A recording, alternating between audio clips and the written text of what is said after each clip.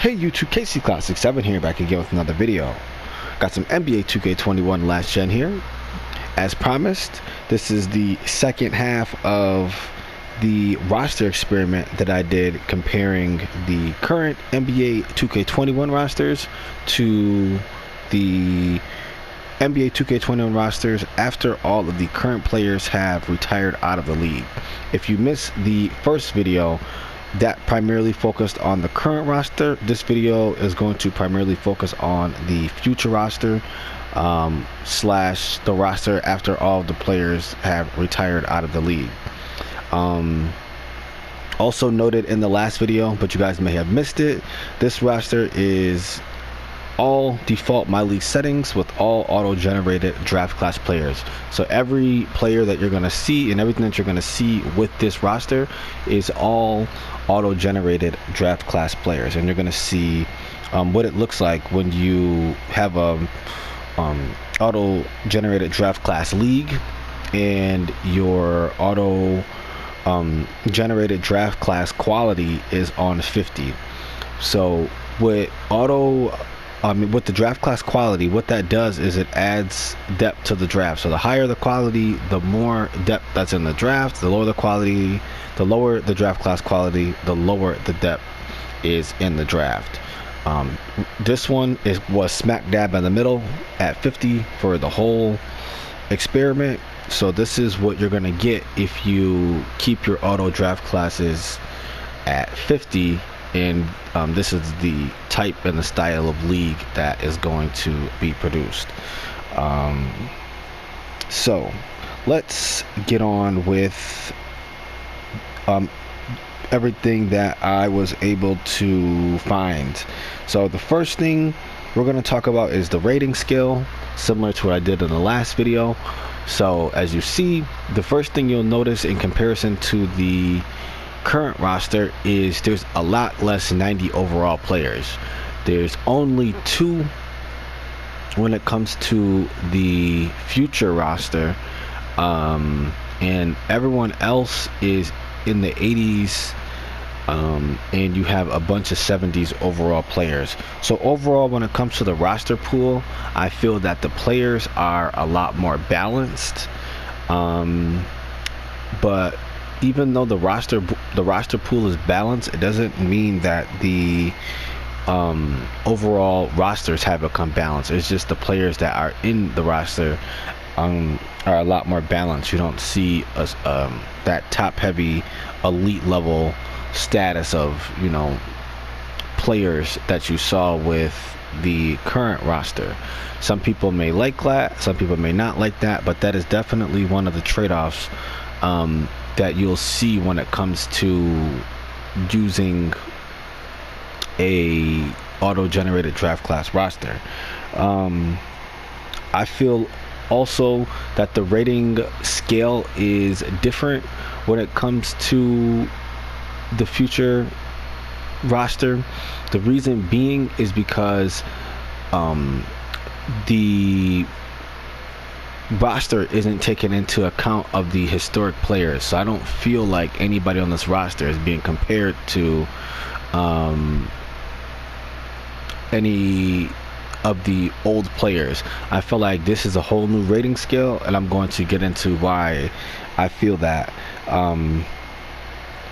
in a little bit. So and again, like I already said, there's nothing wrong with the way that the game decides to rate the players however they do it, just as long as it makes sense to the rest of the league. Like, you don't want to have, you know, a couple players who are way better than everybody else, but the rest of the league is worse, or it's balanced, or but that's not the case when it comes to the auto-generated draft class rosters. And one of the things that have changed in comparison to what we saw with the current roster is badge distribution. So you'll see a lot more players with Hall of Fame badges, and the badges are based on the skills of those players. It's not based on how good the player is. So the Hall of Fame badges aren't reserved for just the top players. Any player can get Hall of Fame badges regardless of the rating. So we're going to use Matthew Aldridge here as one of my first examples. And for you to achieve Hall of Fame or gold level badge status, you have to play a few years in the league. So your rookie sophomore players, it's not really likely that you'll see gold level Hall of Fame badges on them, but the more that they play, they'll be able to tier up their badges. I would say that the badges really remind me of the way that your My Career Player badges are distributed, where you'll see your players have the Hall of Fame, the gold level badges, and it's not based on perception. Whatever the player's ratings are is what your badges will look like. So as you see, he has all A pluses in terms of his stats: A+ inside, shooting, perimeter defense, and playmaking, and that is represented with his badges. If you go to a player whose archetype glass cleaning lockdown, he has Hall of Fame Worm, which is a rebounding badge, rebound chaser, for his rebounding portion of his glass cleaning lockdown. He also has Putback King, which is another rebounding badge, and he has moving truck, post move lockdown for his defensive badges. So it makes sense, even though that he's a 79, he has those Hall of Fame and gold level badges because that's what he specializes in. And it's the same thing for this player here. He's a little bit older, but he still has a gold level badge at 75, and the badges that he has makes sense to the archetype that he has. This is the case for the majority of players, even though it doesn't always happen all the time for every player.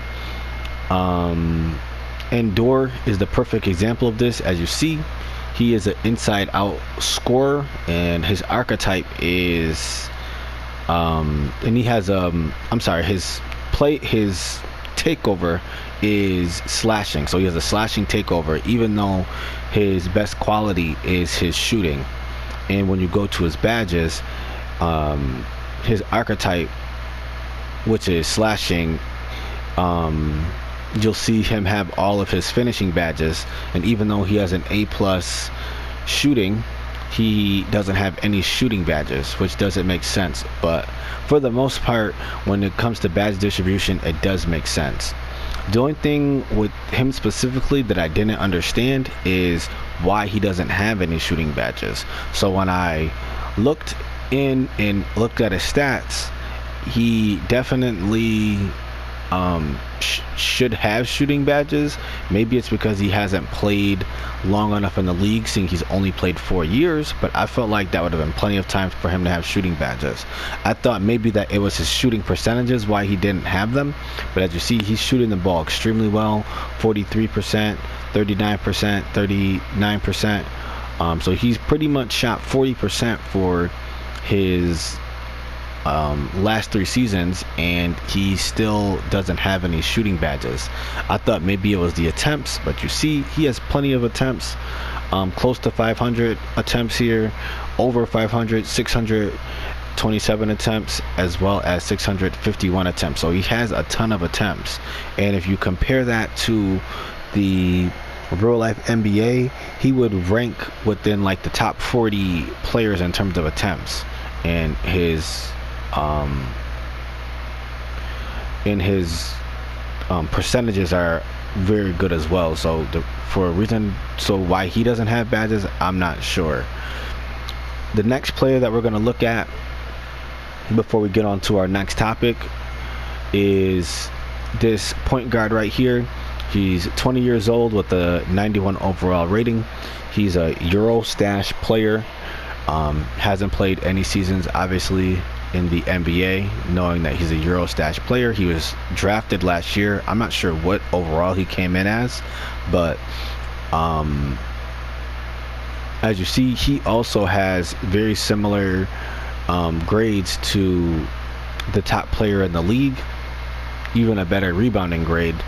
But you'll notice that his badges are still bronze and silver.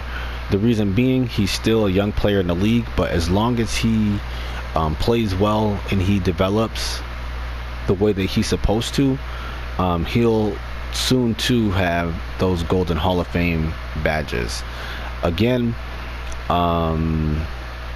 it's just because of his youth, but you'll see that there's plenty of players when it comes to their archetype. It makes sense for them to have the badges that they have and have them at the level that they have. So these are all of our A+ shooters. He has Hall of Fame gold level badges, Hall of Fame gold level badges, and it's the same thing for all the players. Obviously, this guy being a rookie doesn't have those badges yet, but he'll develop them over the years. And again, like I said, you'll see these players with the correct tier when it comes to the badges in comparison to what their archetype is, as well as what their skills are. Same thing for the defensive guys. So all in all, you'll see the correct badges for whatever those players are in comparison to how many years pro they've played and to their actual stats. So the next thing that we're going to talk about is how I feel the way that the computer sets up the rosters. So I'm not going to specifically say that it's just for the future roster, but just in general, I feel like this can use improvement. I'm not sure why, but at times it feels like with certain teams in certain positions that there's just a surplus of players. Like, I'm not sure why there's so many point guards on this roster when they can use some players at the forward position. There's a ton of point guards on certain teams, or there's a ton of one position on certain teams, but they're lacking in other areas. So that was definitely something else that was noted.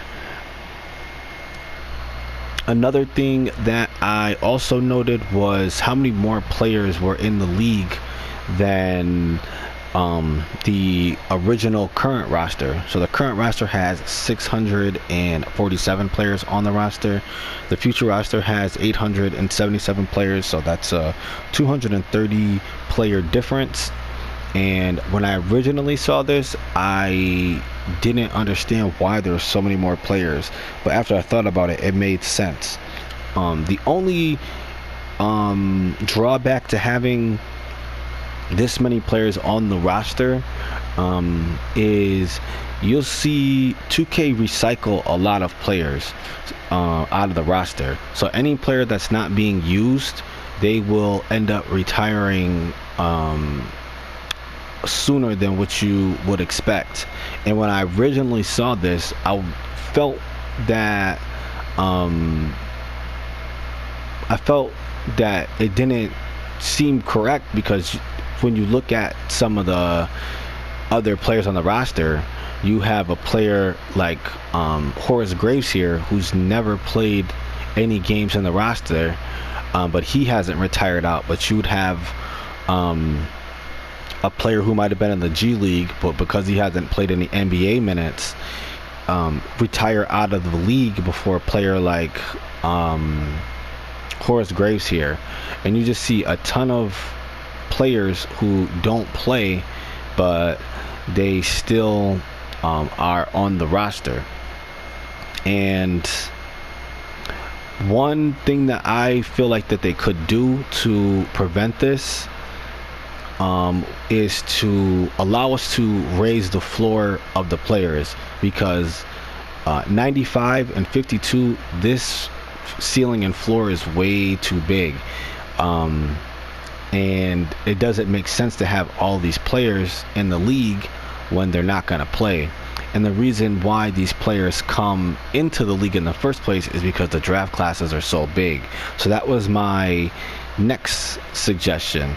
We should have the ability to cut down those draft classes. If we don't want those huge draft classes and all these wasted players coming into our MyLeagues, we should have the ability to cut those players down and overall keep the floor of the MyLeague where we want it at. Whether it's 65, 70, 68, wherever we want the floor to be, that should be where we keep our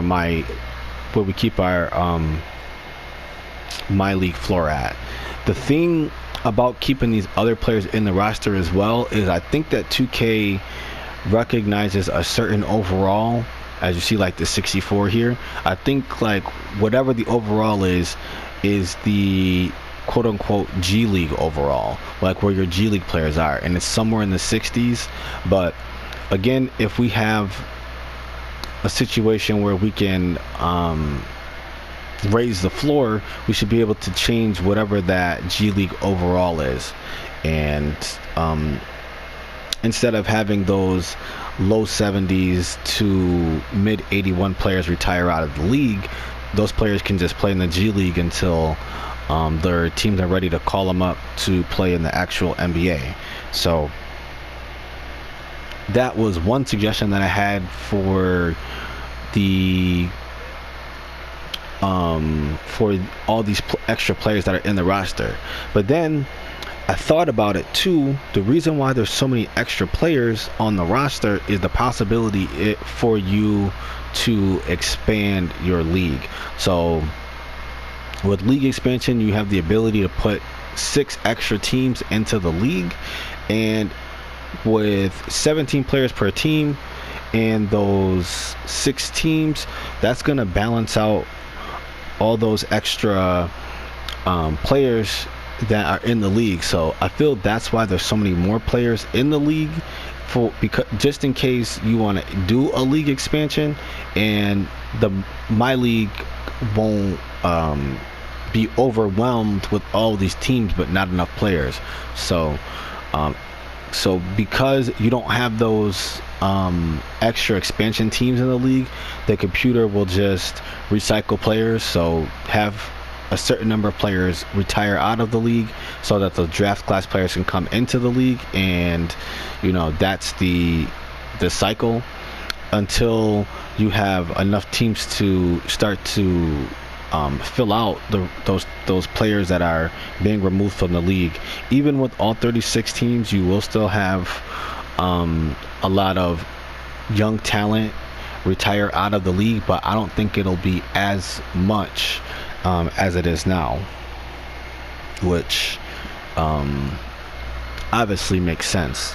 The next thing, we're going to stay in Player Finder, that I want to talk about is how these auto-gen draft classes have caps in terms of what players that you'll see.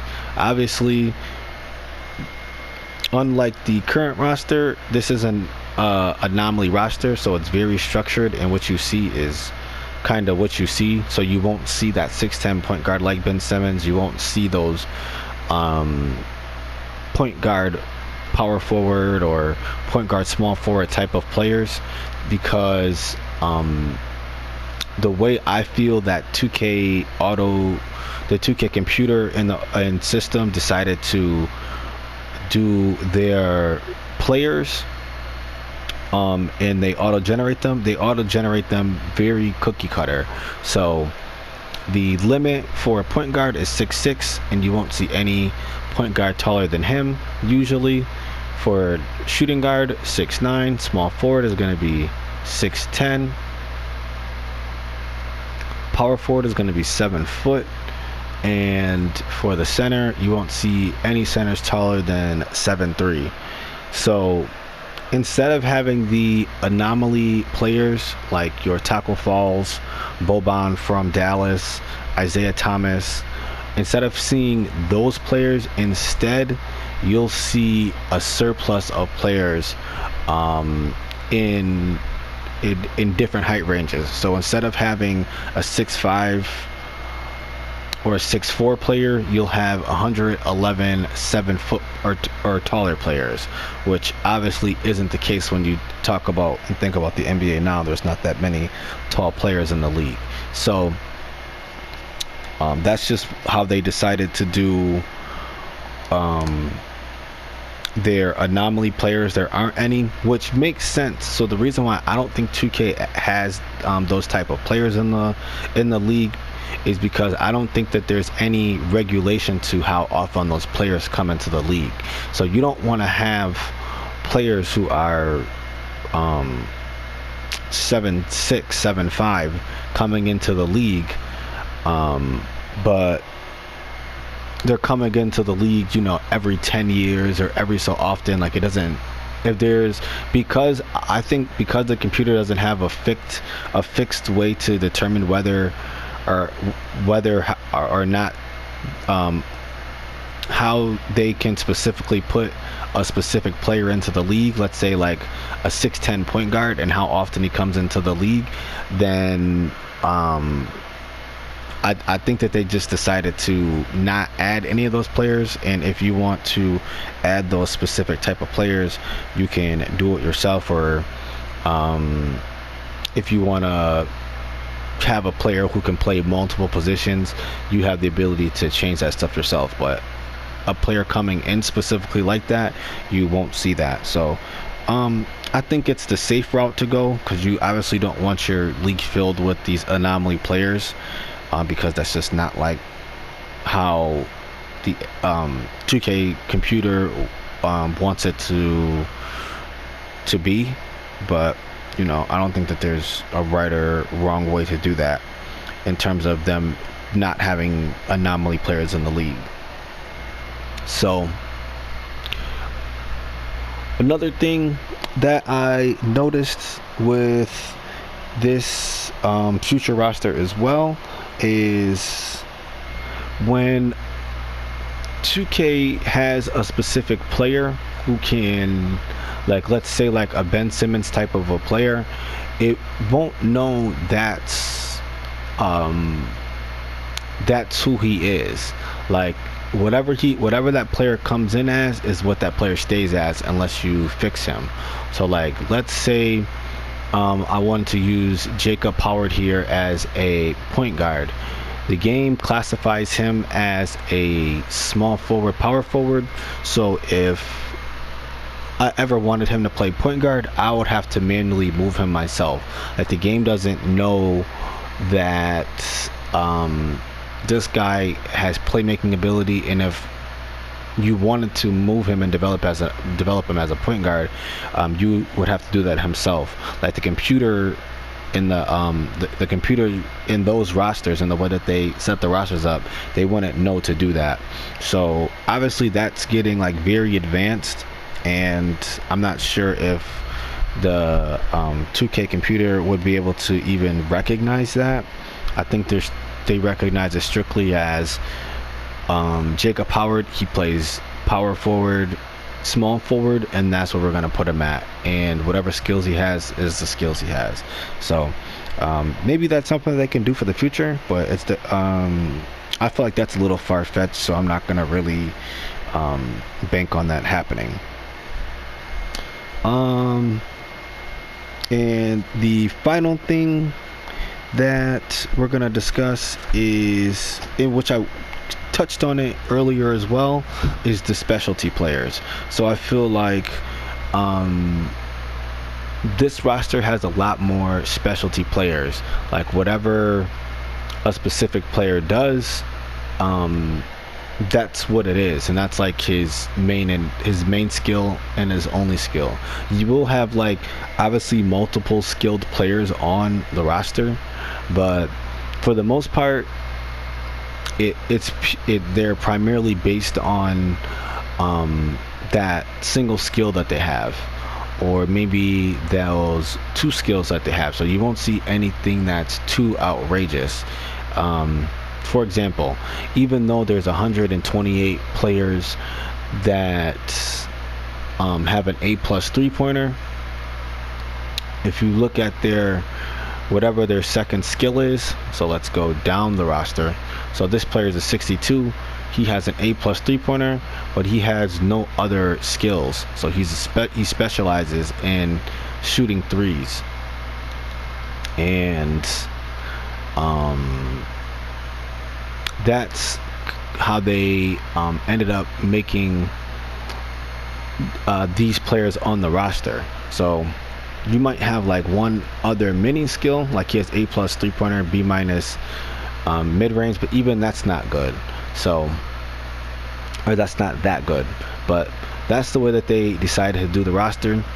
The number one takeaway from this roster is balance. So even though you have a ton of 3-point shooting, which is A+, the elite level, and I think with the current roster you only had like maybe it might have been 8 or 9, I'm not sure what the number was, but there wasn't this many players who can shoot the 3 at a high clip. That for whatever reason, 3-point shooting is like the one thing that the 2K computer thinks is gonna just skyrocket over the years. 3-point shooting playmakers, you don't have that many who are elite level. There's 4 altogether, and if you're looking at A- or better, there's only 27 players who can shoot the ball well and who is a pretty decent playmaker. 3 and D players as well who can do them both at an elite level. There's 5 players, so you're not seeing a crazy amount of overpowered players when it comes to these drafts, and everything kind of balances out. So you see elite level playmakers, there's only 7 of them. There was 8 of them in the current roster, and there was 200 plus less players. So this is an area where I feel like they can improve on. Even though the draft classes have improved tremendously this year to past years, they still can improve more on making these a little bit more balanced and making sense of them. So, but they're balanced the way that they are now. They just can have a better distribution of balance. Like there shouldn't be 128 players who can shoot the ball very well, but only 7 playmakers. Just doesn't make sense. But again, it still shows balance regardless, because if you look at the playmakers, there's 47 playmakers, and there are 47 perimeter defensive players to complement those playmakers. If you look at inside scoring, there is 195 players who score inside very well, and when it comes to post defenders, and you add up the A- post defender, A- or better post defenders are, and the perimeter defenders, it adds up to around the same number of players it is for inside scoring. Obviously there's a few more players who score inside better, but it all makes sense. So you won't see anything that's too drastic to where it's going to be okay, there's a ton more inside scoring players in comparison to the defenders. With the auto-generated rosters, everything shows balance. So that's all that I have for the future auto-generated rosters. There are a couple more things that I want to discuss when talking about the auto-generated rosters, but we're going to save that. We're going to save those topics for their own separate videos. And yeah, that's really all I have. I know this video ran a little bit long, but I want to make sure that I was able to hit all the points that I wanted to hit in terms of the difference between the current roster and the 2K auto-generated rosters. So let me know what you guys think in the comment section below. Don't forget to smash that like button, and thank you for listening. KC Cloud 67 Signing out.